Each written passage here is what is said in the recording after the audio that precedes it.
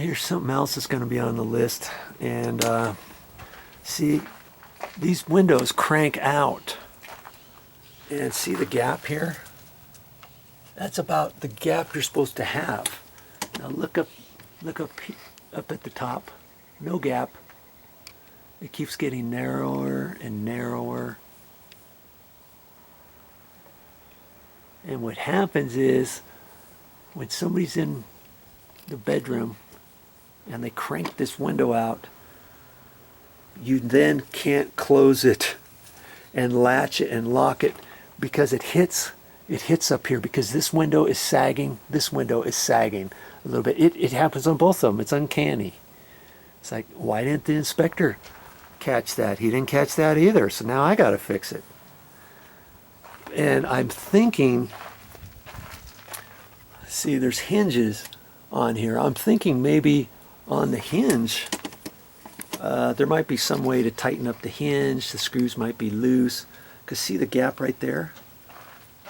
Look at the gap of the window there, and then look at it up here at the last hinge. See how big the gap is? Well, that's causing this window to sag. Now let's take a look at this other side. I haven't fully looked at these. See that gap? Look up here at the second one. It's bigger. It even gets a little bit bigger there. That's making the window sag a little bit. Granted, these windows are pretty heavy and stuff, but they're designed to still hold right there, right?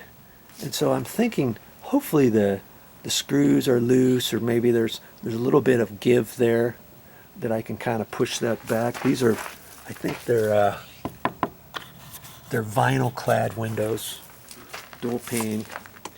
And see, you can see how it's sagging. You see the gap there, and the gap over there is bigger. And it's just down too far, you know. I might be able to pooch this one out, and maybe that'll help raise that up. Maybe I can do something right there, because it looks like I've got plenty of gap here to do something at that hinge and tweak it over this way. And if I do that, it'll take this window like that, and it'll magically lift that top edge, maybe just enough. And then there's some plastic little deedly bobbers on the inside of that when it's open, and I might have to shave one of those off, and those are the locking things, and I think there's 3 of them. Boom, boom, boom. And what I may have to do is shave the top one off just enough to still get it to latch, but to get it so that will close all the way, because I think that's what's hitting. Because I got to come out here with the ladder, with the step ladder, and while somebody's inside, I've got to push on it, and then they can crank it tight and then lock it. Well, that's on my list too. Nomi's like, hey, yeah, we'll just get a window company out here. Yeah, right. I'm not going to do that. The guy will probably charge me $500 to fix this, or they'll say, oh yeah, we can't fix it. We're going to have to order new windows. Oh, okay, fine. No, that's not fine. I'm not going to do that. It's just not going to happen that way. Not on my watch. I'm Video Joe. I can fix it. Ha, ha, ha. What else is on my list? Look at these stairs. These are like railroad ties, and you see this? Look at that big gap. And this one's coming apart right in here. Boy, it's way up higher than this one too. I'm not quite sure what that's all about. This one's starting to separate. Even this one here. See, they're supposed to be nice and tight like these. And I look under here, and you see that? That's a nail. A big spike. There's another one there. There's one there. This is filling up with dirt. I'm going to have to pull this back. And I don't know if I can fish them back on the spikes and then tap it back together. I've got some thoughts and ideas on how to fix these, because, you know, one thought was to get some long lag bolts and put them in through the front. You know, 6-inch lag bolts or something, and bolt it in. But then I've got lag bolts. I don't have lag bolts in any of the other stairs. And so I've got a thought process on how to fix these. That one, this one, this one. This one's kind of coming apart a little bit. This one here, this one. And, you know, there might be a few others too. So that is on my list as well. Oh, look at all the little berries. My domain, the garage. Well, they have some existing cabinets here. Well, existing shelves. And you see how I put that up there? I ran some 2x4s out and stacked it up there. That sucker's pretty heavy, by the way. And put it up in there. I think I have to put some more screws in it. I've got a couple screws in the back and one in the front, and I thought, well, if one of those strips, this thing could teeter and possibly fall. I don't think it's going to. It's not like we've got all kinds of stuff in there. But these are the only shelves I've got out in the garage, and I've got all kinds of tools and stuff I want to put away and things that I might want to put in cabinets, you know? And so my thought process was, well, what to do? And I thought I could put some cabinets in here. At my mother's place, she's got full height cabinets. Well, I think they go up about 8 feet tall, and they're pre-finished white and melamine, and you buy them and you put them together. You know, you get them at Home Depot or Lowe's or someplace like that. And then you install them, and they have feet on them in case the front edge sits on the concrete, and the back might sit on a raised edge of a stem wall concrete.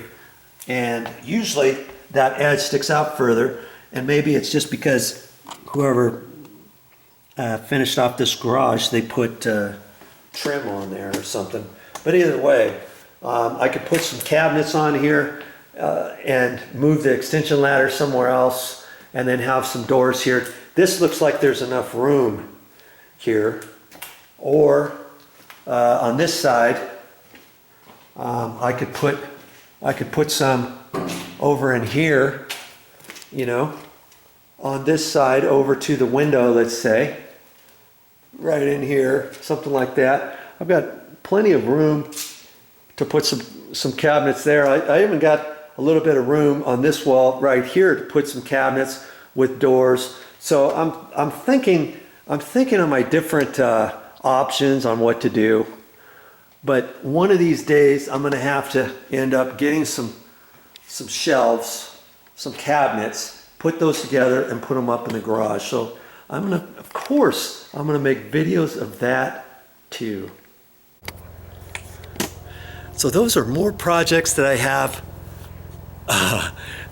coming up inside the house, and there's probably even more. And every time I do something in the house or anything outside, I'm gonna make a video of it and I'm gonna put it on my channel.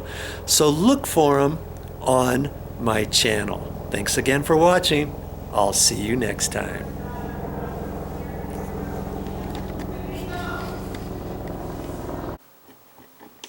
Here's something else I'm gonna do one of these days. Kaboom. The shower drain. It's running, it's draining fine.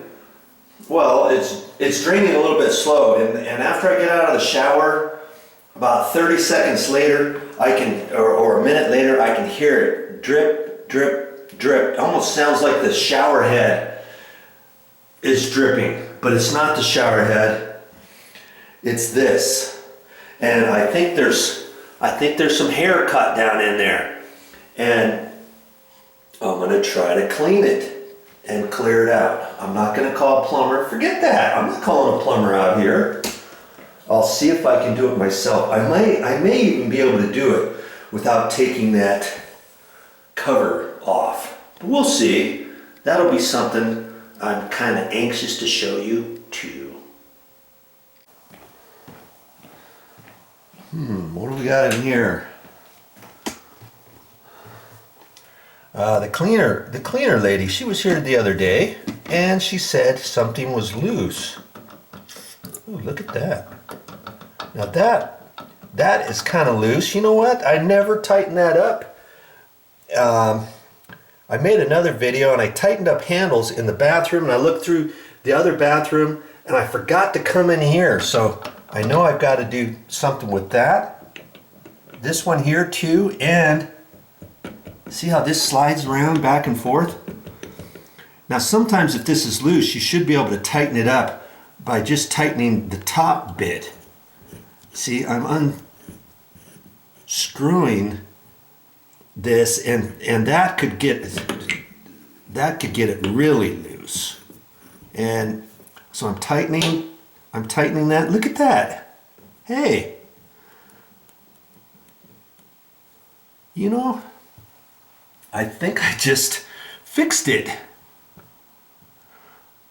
I'll have to tighten it up more. But I was looking underneath and I thought there was a nut loose because I moved it around under there, and I tried tightening this up earlier, just this section here, and this might be designed. This might be a handle that's designed to tighten up from the top rather than the bottom.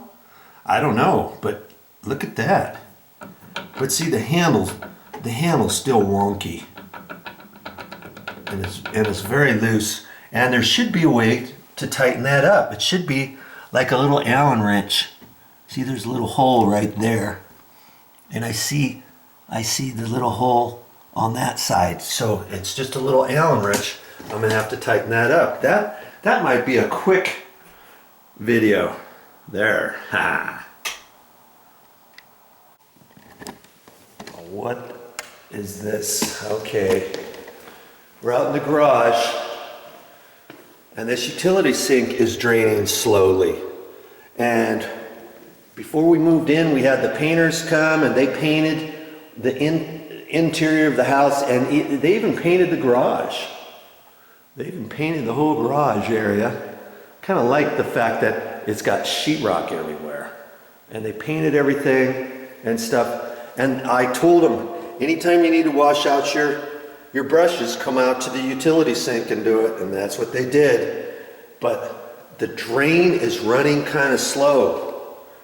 And, oh, I can fix this. I can fix it. No calling any plumber out. See, there's the P-trap right there, the adjustable P-trap. And I have to take that apart, clean that out.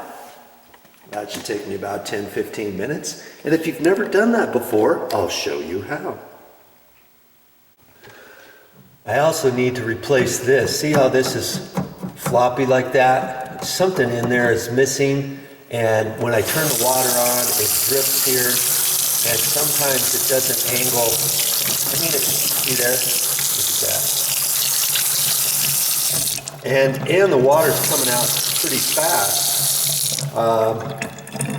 The aerator might be missing too, and so I'm going to go to the store and get one of these and replace this. Before I go to the store, I'm going to unscrew this and take this with me, because not all faucet threads are the same. I want to make sure I get the very same threads. That should be an easy fix there.